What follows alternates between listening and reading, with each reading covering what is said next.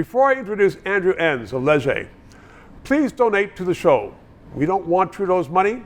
We want to be able to present independent voices that you would not otherwise see or hear on the mainstream media, because it's time that Canadians realize what's going on. You won't always agree, but it is provocative, and we want to start people thinking.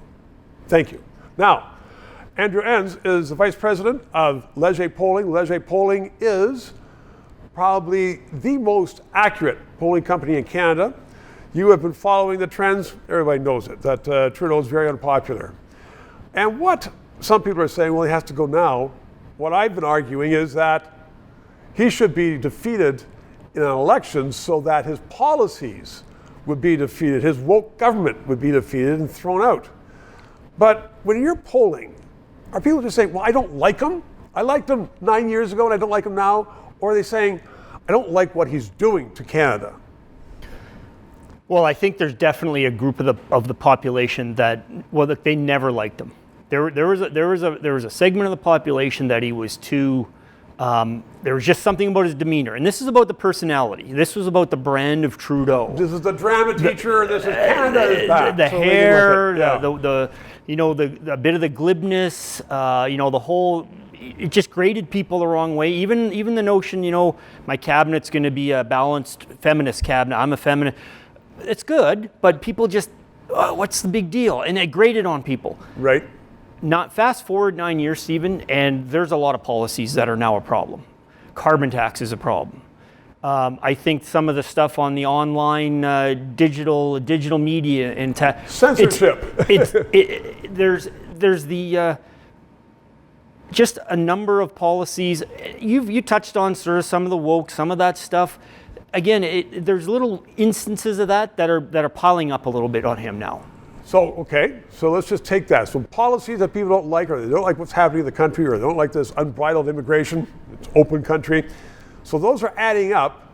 So it's not just that we don't like his hair anymore, nor we're tired of him. Canadians are saying, we don't want this kind of government. Is that it? Well, for sure. And I think that's why you're not seeing, if Trudeau, if you try to slot a different name in, if this guy's running for leader, would you be more likely to vote Liberal? You're not seeing a lot of movement. Now, look, that's a mugs game. You know that as well as I, Stephen. It's hypothetical. But I'm not sure at this stage of the game, switching out the leader is necessarily going to be a big salvation for the Liberal Party, because there are a number of things that Pierre Poilievre and others have picked up on now on a policy side, not just a personality side. And it'll be hard to sidestep that even if they change leaders.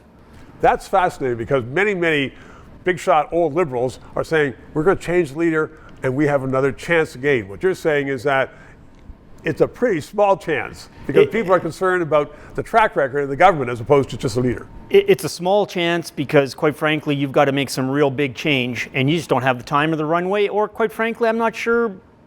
You back up on carbon tax? Tough one. And I'm out of time. Andrew, thank you very much. 3 minutes.